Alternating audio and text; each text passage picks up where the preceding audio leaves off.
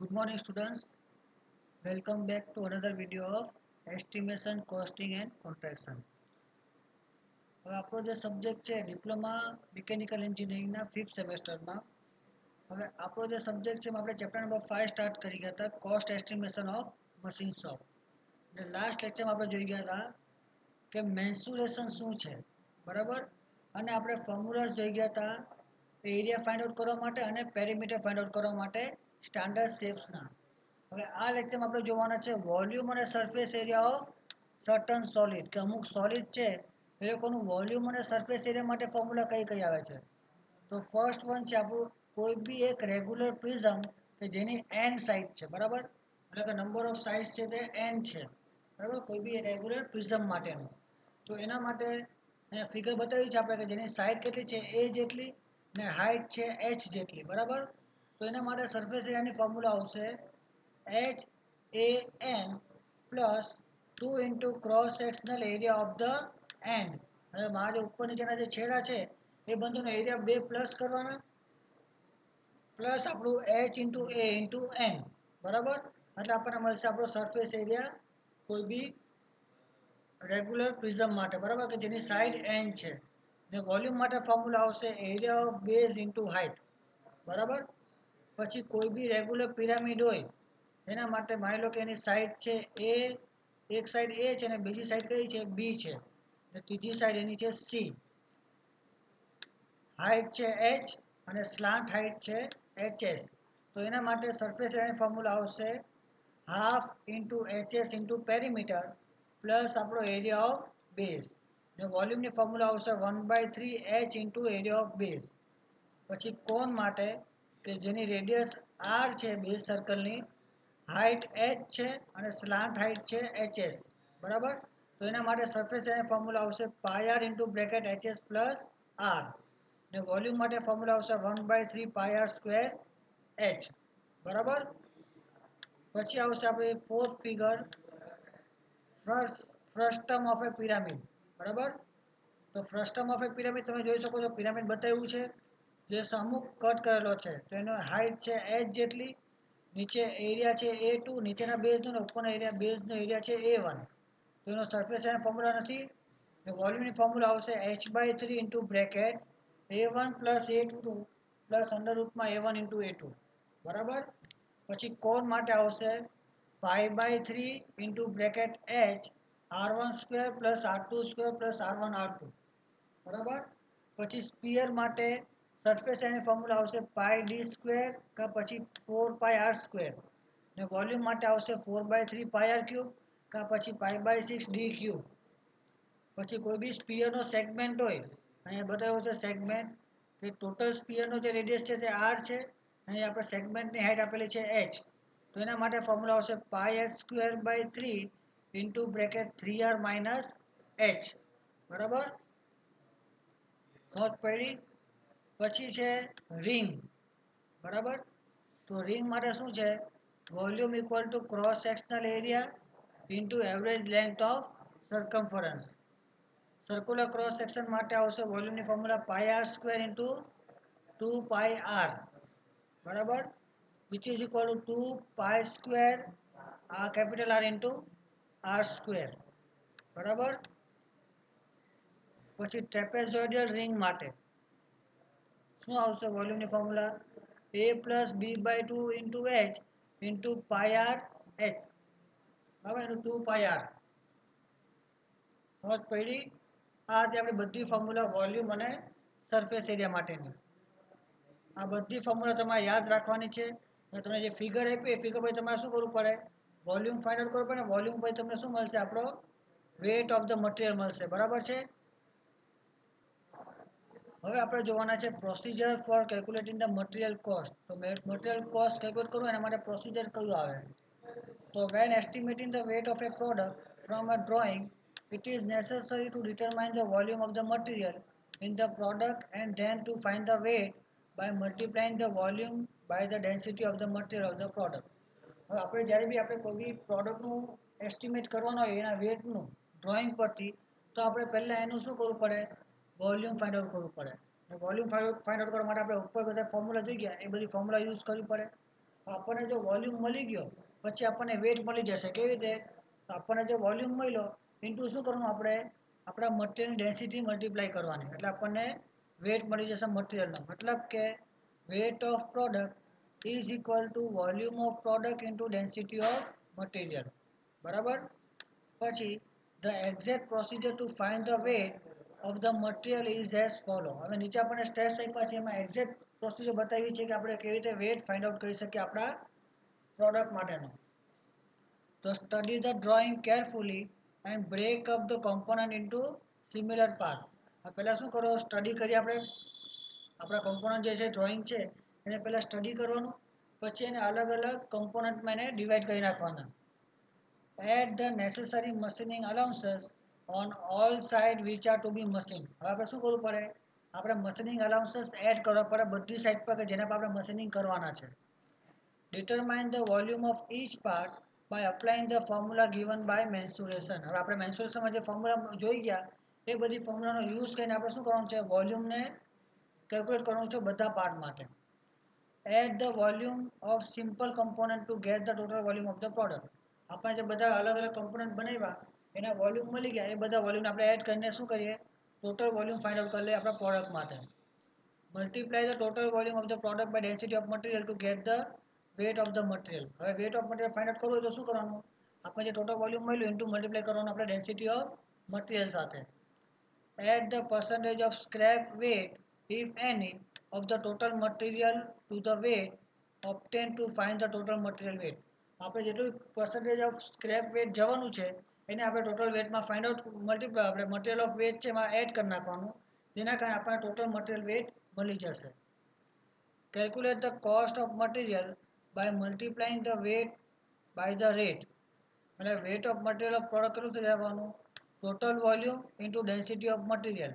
અને material cost કેટલો આવશે, wet of material into material cost પર યુનિટ વેટ. આ છે આપણી પ્રોસિજર આપણે મટીરિયલ કોસ્ટ ફાઇન્ડ આઉટ કરવાની. હવે આ વસ્તુને સમજવા માટે શું કરીએ આપણે, એક્ઝામ્પલ સ્ટડી કરી જાય. તો એક્ઝામ્પલ છે example number 1, illustration examples of material cost calculation. એટલે કે આપણે અત્યારે જે એક્ઝામ્પલ જોવાના છે એ ખાલી મટીરિયલ કોસ્ટ કેલ્ક્યુલેશન માટેના જ છે. તો શું કીધું, calculate the weight of 100 ms rivet. આપણે 100 ms ની રિવેટ બનાવવાની છે એનો આપણે વેટ કેલ્ક્યુલેટ કરવાનો છે, જે આપણને ફિગર 5.1 બતાવેલી છે. Take density of my steel, all the dimensions given in the figure are in mm. આપણે ડેન્સિટી આપેલી છે કેટલી, ડેન્સિટી આપણને આપેલી છે 8 ગ્રામ પર સેન્ટીમીટર ક્યુબ. તો પહેલાં શું કરીએ, આપણે ફિગરને સ્ટડી કરીએ. તો તમે જોઈ શકો છો ડાયામીટર કેટલો છે 20 છે અને લંબાઈ કેટલી છે 30. પછી બે હેમિસ્ફિયર છે જેની રેડિયસ કેટલી છે 25 છે અને એની હાઇટ કેટલી છે 20 જેટલી છે. તો આપણે પહેલાં શું કરીએ, વોલ્યુમ ઓફ સ્પિયર હેડ ગણી લઈએ. આપણે કેટલું આવશે એની ફોર્મ્યુલા છે આપણે મેન્સ્યુરેશનમાં જોઈ ગયા, 5/6 h² into 3 into D minus 2h. બરાબર. ચલો તો 3.14/4 ઇન્ટુ એચનો સ્ક્વેર, એચ કેટલો છે 2 સેન્ટીમીટર.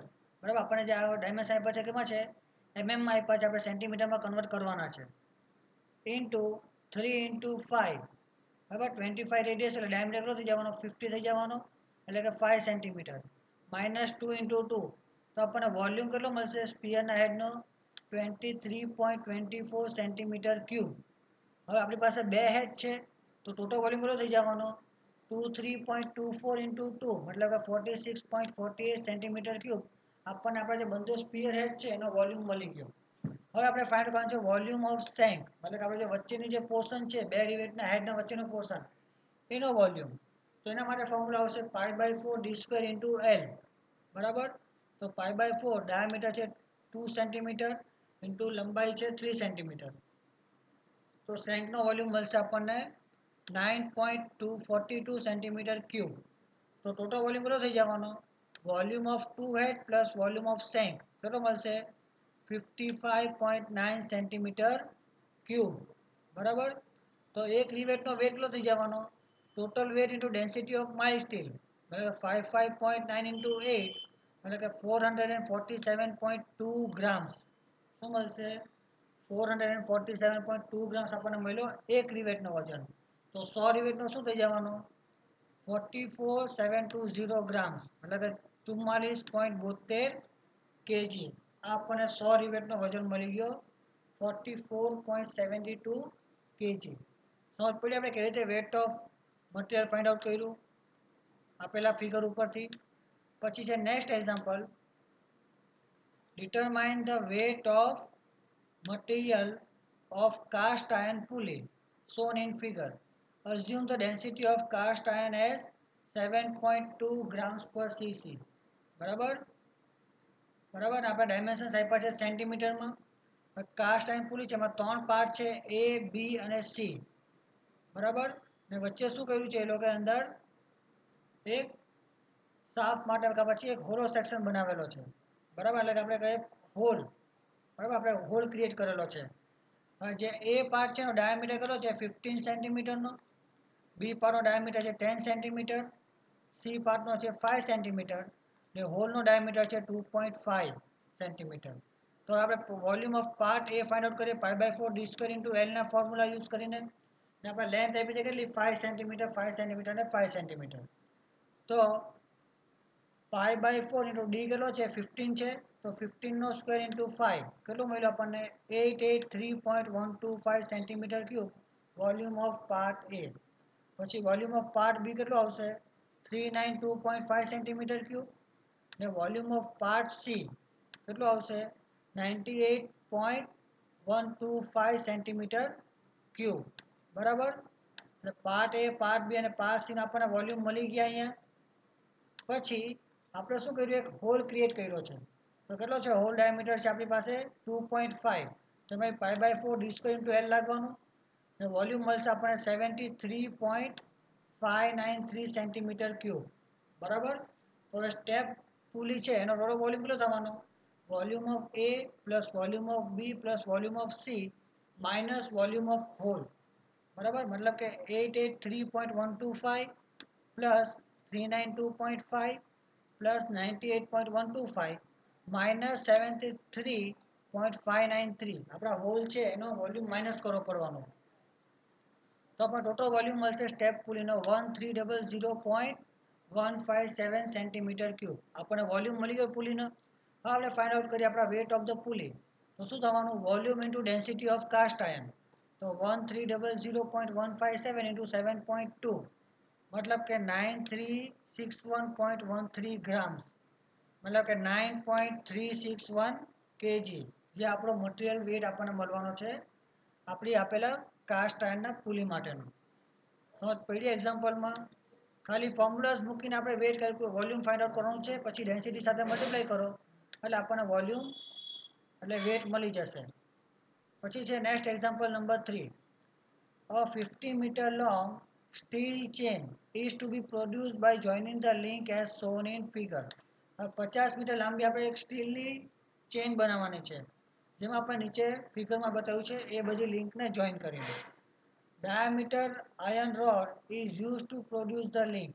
બરાબર 1 સેન્ટીમીટર ડાયામીટર વાળી આપણે શું કર્યું છે આયર્ન રોડનો યુઝ કર્યો છે રિંગ બનાવવા માટે. ધીસ આયર્ન રોડ વેટ 6.6 ગ્રામ પર centimetre. Calculate the weight of the chain. હવે આપણે wet of the chain find out કરવાનું છે. રિંગને જુઓ તો સેન્ક છે 4 સેન્ટીમીટરનો ને ટોટલ લેન્થ કેટલી છે રિંગની 10 સેન્ટીમીટર. પછી જે વચ્ચે જે પોર્શન છે એનું છે 4 સેન્ટીમીટર ને આઉટર ડાયામીટર છે 6 સેન્ટીમીટર ને આપણે જે રિંગની થિકનેસ છે કેટલી છે 1 સેન્ટીમીટર છે ને 2 સેન્ટીમીટર અહીંયા શું લીધું છે સર્કલ રેડિયસ લીધેલો છે. તો આપણે શું કરીએ પહેલાં તો આપણે ઇન્ટરનલ અને એક્સટર્નલ માપવું પડશે. તો steel chain of 50 metre length in which internal length of the ring is only considered. જેમાં આપણે શું કરશે અંદરનો ભાગ જ કન્સિડર કરવાનો છે. તો internal length of the link કેટલું થવાનું 10 - 2 × 1. કેમ 10 - 2 × 1 મતલબ કે 2 સેન્ટીમીટર આપણી રેડિયસ છે ને એના માટે. તો કેટલું આવશે 8 સેન્ટીમીટર એની લેન્થ આવશે આપણા ઇન્ટરનલ લિંકની. Number of links required in 50 metre long chain કેટલું થવાનું 50 × 100 by length of a link. બરાબર તો 5000 મતલબ કે 825 લિંક આપણે બનાવવી પડે. બરાબર પછી એવરેજ લેન્થ ઓફ લિંક કેટલું આવવાનું 4 + 4 + 2π into average radius of link. જ્યારે કે એવરેજ રેડિયસ ઓફ લિંક કેટલી આવશે 2.5. બરાબર. Therefore average length of link કેટલી આવશે આપણી 4 + 4 ઇન્ટુ 2 ઇન્ટુ 2.5. તો આપણને મળશે average length of link 23.7 centimetre. તો આપણે લેન્થ ઓફ રોડ કેટલો જોવાનો 625 number of link into length of one link એટલે મળશે 14812.5 સેન્ટીમીટર. બરાબર. તો આપણને આટલો લાંબો રોડની જરૂર પડશે આપણા ચેનનું 50 મીટર લાંબી લિંક બનાવવા માટે. કેટલું 14812.5 સેન્ટીમીટર લાંબી. પછી વેટ ઓફ સ્ટીલ ચેન કેટલું થવાનું length off road into weight off road પર સેન્ટીમીટર. તો 14812.5 ઇન્ટુ 6.6 કેટલું આવશે 97762.5 ગ્રામ્સ. મતલબ કે 97.762 kg જે આપણો આન્સર છે. પહેલી આ હતા આપણા એક્ઝામ્પલ્સ મટીરિયલના વેટ ફાઇન્ડ આઉટ કરવા માટેના. હવે આમાં કંઈ બી ડાઉટ કે પ્રોબ્લેમ હોય તો મને કોન્ટેક્ટ કરી શકે છે, મેસેજ કે કોલ કરી શકે છે. આ વિડીયોને લાઇક કરો, શેર કરો, ચેનલને સબસ્ક્રાઈબ કરો. Thank you for watching this video.